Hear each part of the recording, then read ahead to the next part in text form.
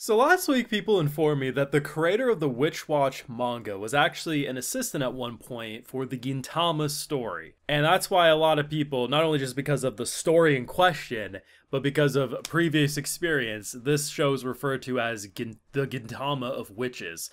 And to be honest, I thought I could understand that after episode 1, but no, after seeing episode 2 and these references, and we're not just talking about, oh, hey, it's kind of funny, they dropped Fruits Basket, or hey, that one person said, hey, is this a Titan? And you're like, okay, Attack on Titan. No, these are literally Gintama level references. I would have been okay with just the Gon. The Hunter x Hunter hair moment, where our boy, because she casts a spell and his hair looks like when Gon went crazy, his adult form, right? Remember that crazy moment? Fantastic. But they just kept going. They kept going and going and going. And I'm like, oh my god, the Dragon Ball references, the Hunter x Hunter references, the Attack on Titan references. It just kept going. And I'm dead. Not only did this episode perfectly make the romance side of the story and the slice of life day-to-day activities very enjoyable, which shows me that when the show's not trying to make laughs happen, they are absolutely going to deliver. But they also amplified and showed me that, oh, we're just getting started on the Gintama-ness of the comedy, and that has me dying to see more. Of course, if you want to support my work, though, see my full thoughts on these episodes. We got the Patreon, full look at live reactions over there exclusively. Let me know if people want me to keep covering this one on the channel. This is a season where a lot of shows that I like to talk about seemingly aren't really getting discussed and viewed as much, so I want to know if people are wanting me to continue this one on YouTube. I'm loving it, of course, if it's not clear, but me loving it isn't always enough to make me continue it on YouTube. So just let me know if the demand is there, please and thank you. Now, two really great things happen in this episode.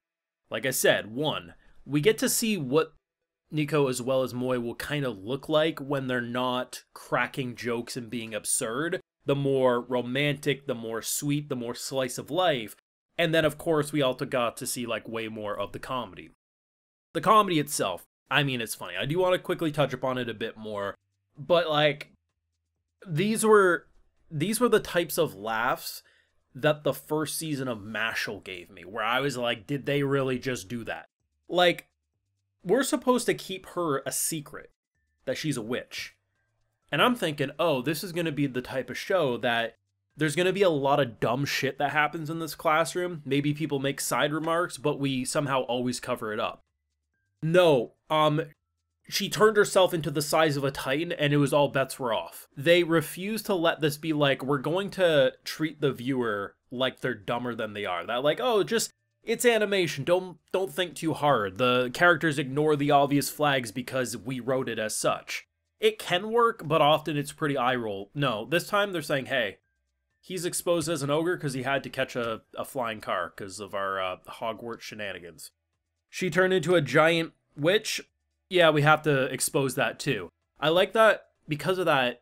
It initially made me concerned. I was like, okay, but is there going to be a way to have comedy if everyone is in on the bit? And then they showed me the outdoor bullshit, and I'm like, oh. But I think the best part of all was the Demon Slayer reference. It's perfect timing because literally the Infinity Castle movie is about to come out this summer. And the teacher walks in and she's like, did I just enter the Infinity Castle? Gintama. This is literally Gintama in witch form, and I love it. And I think what's great too is I love a good teacher character that's like questioning or like just way more self-aware. And I love the fact that she's like a super weeb and she's like, okay, I can't say my passion's manga. And she's just going to see so much bullshit that like, she's just going to be in heaven and hell all in one. Like, she's like, I wish I could do this, but I have to be the adult. Listen, being the adult went out the window when you allowed your students to turn it into Hogwarts instead of reading Fruits Basket. Just accept your weebiness at this point in time. Like I said, comedy's fantastic, and they also showed me different types of comedy I wasn't expecting. It kind of plays off of what we saw last week, where our girl was stuck in the crack between the home there, and he, like, and his bully, that whole situation. So we knew he would be someone who would be her bodyguard when needed. There's these three goons, because Nico makes friends, right? And they're at like some little cafe thing. And they're gonna go in with like spiky brass knuckles, like they were going to kill a bitch. And then he comes in and beats the living hell out of them in just such a funny, entertaining way. And honestly, I like that. Like I said too, you actually get an understanding, a better understanding of how these two are gonna go back and forth in the more romantic kind of like, nonchalant, cool guy, doesn't show a lot of emotions, tries to play by the rules, and her being like, oh my god, he's gonna ask me for a love confession, and all it was, don't expose yourself, and in less than 5 minutes, she exposed herself. I just felt like I understand the characters more. Like, I liked what they showed in episode 1 as seen by my video last week, but I personally think it was so much more engaging this week, not only because now we have a better understanding of the characters, I just felt like the cast bounced off of each other much more elegantly. And the fact that they showed us so many of these funny references, and it helps too, because they're all like my favorites. You know, you're talking about Demon Slayer, you're talking about Dragon Ball, you're talking about Hunter x Hunter. You got Attack on Titan with Titan references, right? All that stuff is really, really fun to me. But it's the fact that it was more than just like, oh, did they quote a show? No, you literally animated him like Gon. You literally did the Infinity Castle. Stuff like that is so good. And I think by showing them flying around on track and field as other students are like, why are we reading Fruits Basket when they get this? It really shows me that this is going to be like the magic school bus of Gintama witch bullshittery. And I'm very excited, except this time it's not because a teacher's taking them on some wild ass field trips. No, it's just a weeby teacher doesn't know how to tell a witch no, and the witch just says, I can do anything. What can go wrong? This all started because she wanted to make his eraser bigger because it broke. It turned into his head turning into a bobblehead, to a mutated giant arm, to this girl becoming a Titan. And that all happened in the span of like 3 minutes. If that's not funny to you, hey, we all have our humor preferences, but clearly we could never be friends if that's not funny to you. This shit was awesome. It does feel like the Witch Gintama. I'm sure there's going to be some Gintama diehards who'll be like, how dare you, this is nowhere even close. We don't need that energy around here.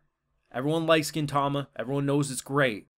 But you have to see the influence here. It's just clearly doing its own thing, so it doesn't feel like a ripoff, but just like, hey, this was the influence very clearly, and we're just doing stuff so much, like, different than what you would expect a witch rom-com to be. Thoughts down below. What did you think of episode 2? I thought episode 1 was fantastic, but this one, like, episode 1 was like a solid 8 or 9 out of 10. This was a solid 10 out of 10 if you ask me, but your thoughts. Be sure to leave a like if you enjoyed, subscribe if you're new around here, of course, ring that bell, like I mentioned, full live reactions over on my Patreon, and hey, while you're over there, I'll also give you a video shout out. Alright, so today we got Galatron, Daw, Kieran Dean, The Legend of Sora 73, Humanoid, Shadow, and we also have Askar. So I appreciate the support, everyone. Please take care. Like I said, let me know if you want me to keep covering this one on YouTube, just so I know.